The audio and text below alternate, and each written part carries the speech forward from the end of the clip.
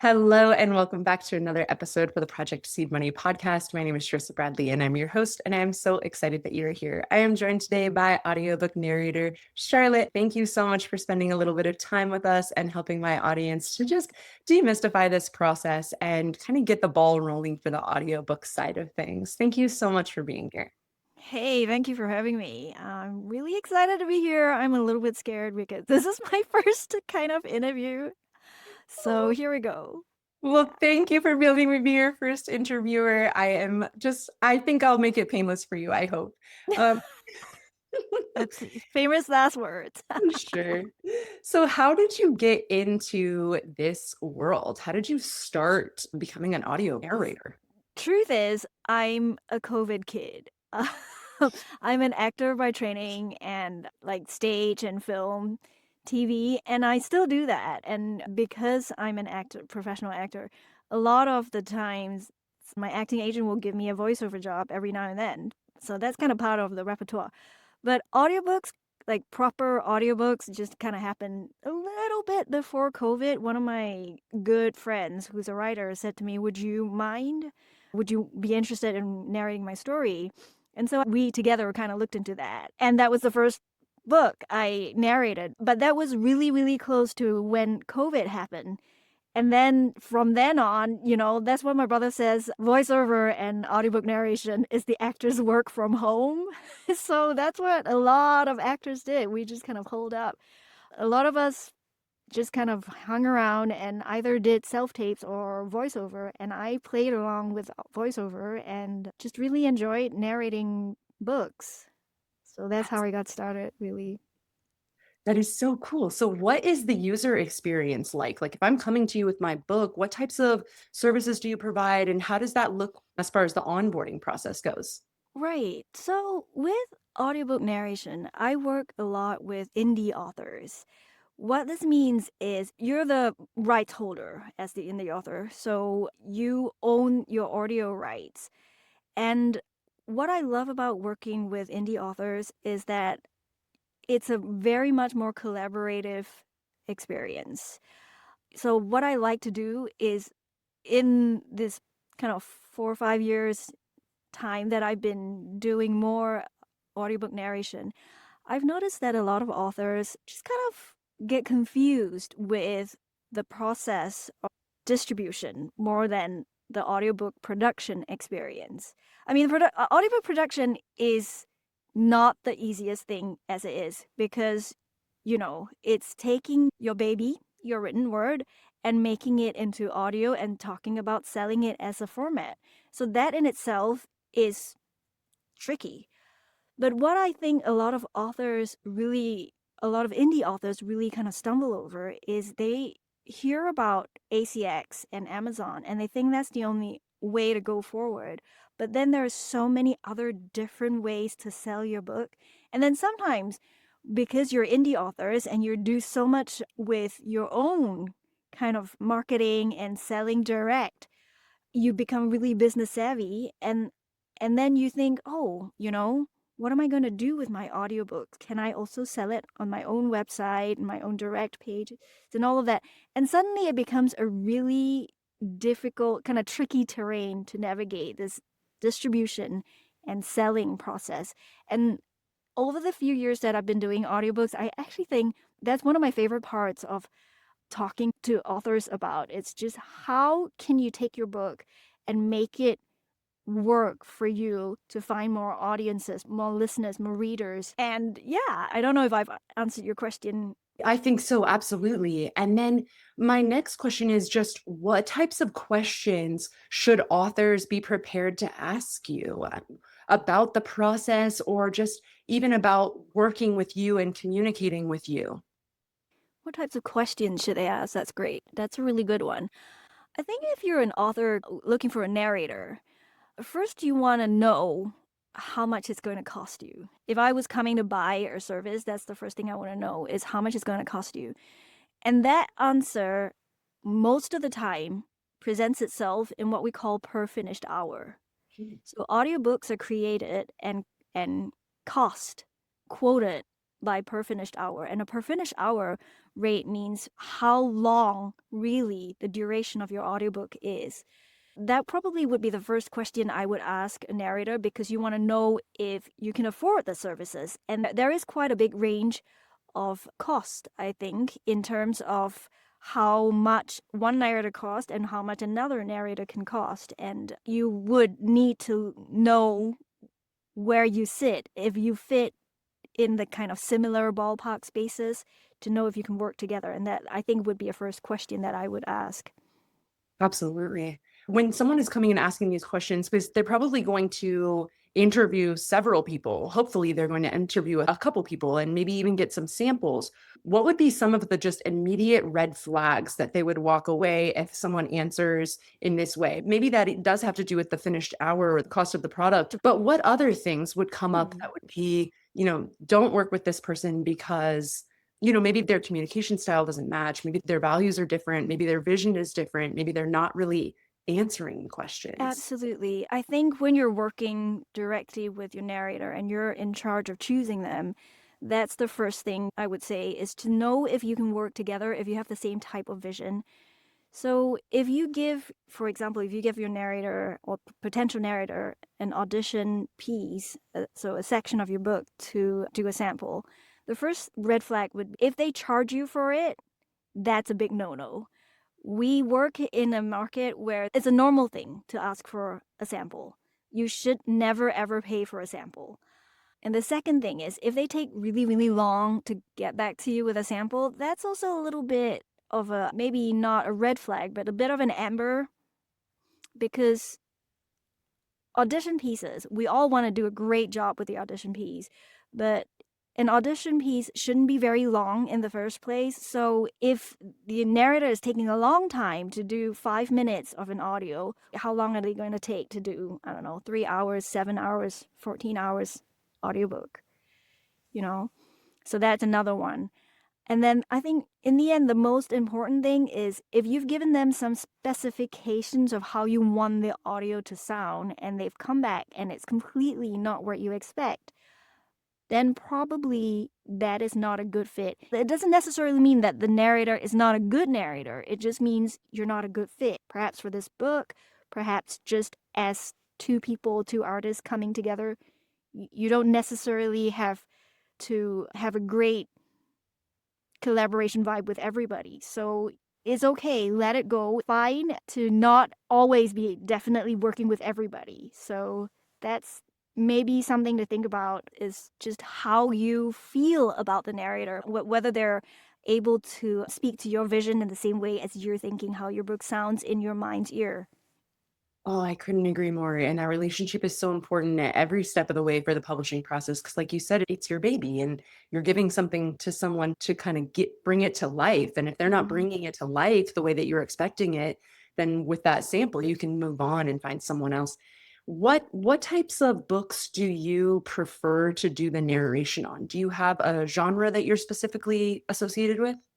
My experience with audiobooks, I started doing a lot of children's books, so a lot of early readers, and then I moved into middle grade, and now I'm doing a little bit more young adult books. So yeah, that tends to be the books that people listening to my samples like my voice for. And I really enjoy those kind of books as well. I have done what we call, well, non-children books, so adult fiction, but I just generally gravitate towards middle grade and young adult books, and that's where my happy place is. I love that. And I love that you have a specific niche, because when people say, oh, I just do this wide range, it maybe isn't as specific or as particular. When you're more niche, I feel like you can kind of get like more specific to their needs and meet them. So I think that's really beautiful. You mentioned that you mostly work with indie authors. So what is the process like? Do you do all of the editing and provide the files that are completed for them to upload to get to that next step? Okay. Or are you just doing like the recording part of it? So I offer different types of services. I can just do the recording, where I'm just narrating and performing your story, or I can give you the full files, what we call broadcast quality files, which is basically ready to go. That would be me narrating, and then I would include the editing process, which is taking out all sorts of mistakes, taking out different sounds, polishing the audio so it sounds really good, mastering it so it sounds even throughout all the, 14 hours of listening to the audio. And then that's up to you, and you can do whatever you like with it. I also offer the service where I help you to upload the files to your preferred platforms and your preferred distributors and retailers. And if you like, sometimes if I'm not the voice for you, I'm also happy to help you find the narrator that fits your vision and your book and the voice that you're looking for. That's really beautiful. It sounds like you have a system in place where it depends on what the author really Yeah, needs. it really depends on what you need, and different authors will have different things that they're good at doing, and the things that they need, and the things that they're not so keen to try out. So, yeah, different things. I love that. That's incredible. Are you currently taking on projects at the moment? So, I'm currently recording a book that's the first in the series, so that will take a chunk of my time, but I am open to discussing anything that comes up in the future. And I also have a really exciting sort of my own project that I want to do, which is basically I want to reach out to authors in a specific genre and just have them write a very short, like 10-15 minute type of audio where we can all come together and collate that audio. So we have about, 6 authors or something, and we can share that as a group and try and get more audiences that way with each other as a collaborative process. So I'm still thinking about how that's going to work, but I'll be definitely reaching out and looking for authors who might be interested in just having a little collaboration. That sounds so cool. When should the authors be looking to reach out to you? And then, in addition to that, how long should they be prepared to reach out ahead of time in order to get on your schedule? What do you mean reach out to me Saying like, I want to beforehand? have my audiobook recorded. Are they coming to you at the point of like their manuscript is complete? Or is this an after publication type Right, process? right. And then Wow, how okay. long does it take to get on your schedule? So if this takes Right. like 3 months or 2 months, hmm how much time should they be planning in advance That's a to great get their question. audiobook production done? I think it depends on what you're looking for. If you're just looking for a conversation to understand a little bit better what sort of process you enjoy in taking on audio as part of the offering that you do to for your readers, then come quite early. Just have a chat. You're writing your book, you're still writing it, or you're thinking about the book. Sometimes it's useful to think about audio while you're writing it, so because it could change some aspects of the book for you. So it's good to have a conversation, just, non-committal, have a chat. That's a great place to be in. But also, if you've finished the manuscript and you know that you're publishing your physical copy and your ebook very soon, that's also a good time to have a chat to see if, what sort of things you need to think about and do in creating an audiobook. Traditionally, they do say that your ebook sales will follow your audiobook sales. So if you have a good kind of record for having sold a certain number of ebooks, it could be a safer time to then think about producing your audiobook. I think, again, it depends on how you're feeling about it. If you're very excited about audio and it's definitely something you do, have the conversation early. If you're not so sure, do your book and make sure that you're happy with your book and you're happy with what the book is doing for a while, and then have a conversation. Okay, very interesting. So it just really depends on what they want. If they're looking to publish at the same time as having the ebook and the audiobook come out all and the physical book come out all at once, would you say like a couple of months? Would you say, well, how long should Right, they plan? right. If you come to a narrator who has time to do that, here are some technical things. So, for example, we like to say 9,300 words will give you roughly 1 hour of audio. Okay.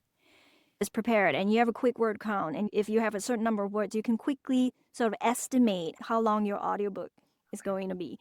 And say a 10-hour book will probably take someone, if they're doing full-time narration, a 10-hour book will probably take somebody about 2 to 3 weeks to properly just doing the narration bit. They will be able to complete it in about 2 to 3 weeks.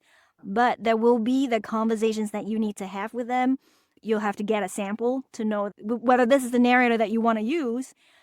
And then after having that time, usually we do what we call a sound check, an audio check, which is a longer audio sample so that the narrator and the author can agree at different sections of the book. Maybe you want to check different character voices, or if it's a nonfiction book, you want to check that the pacing or certain things throughout the book fits the vision. So it's an audio check. And these things take a different kind of preparation time. So I guess an overarching couple of months would give you at least a good time. And that is if the narrator that you want has that space immediately. Because oftentimes a lot of narrators are also doing what we call muggle jobs. And if someone is a full-time narrator, then they probably have a few books lined up, and you don't always have the space that you want immediately. So you have to think about that a little bit further. I'd say if you're ready to go and you're approaching narrators, give yourself probably about 2-3 months leeway to look into it. That's perfect. Thank you so much for that timeline. Can you please tell my audience where they can get a hold of you, where they can find you, and maybe even just start those conversations with you? Oh, absolutely. I'd love it if you would just reach out to me. I'm most active on email. So that would be audiobooks@charlottechiew.com. You can find out more information about me on my website, charlottechiew.com. And I'm also contactable on Facebook, on LinkedIn. Amazing. And you also are featured on our Project Seed Money directory. So if Yes, anybody is just absolutely. looking, then you can just go right to the website. That's an easy place. Just for our last little comment here, I was wondering if you had any just last minute encouragement for my audience. They're female authors who are maybe on the fence and they're a little bit nervous about the publishing process. Is there anything that you can say to encourage them? I just want to tell you that you guys, like the writing community, is one of the most amazing communities I've ever been part of. You are very, very generous. You are exceptionally creative. You're so open and welcoming and encouraging of each other. So I'm just going to say that, like, whatever you're doing, just keep going with your writing because there are people who will support you and there are people who will love your work for it. And as you keep going and trudging on this journey, your work will grow and flourish and change. And don't be afraid to keep going. Thank you so much. That was so beautiful. And thank you for spending a little bit of time with us and encouraging my audience. I really appreciate your time. Thank you for having me. Thank you. Thank you so much for joining me on another episode for Project Seed Money. Please don't forget to like and subscribe. It really helps the channel. And I will see you with another interview next week. Bye.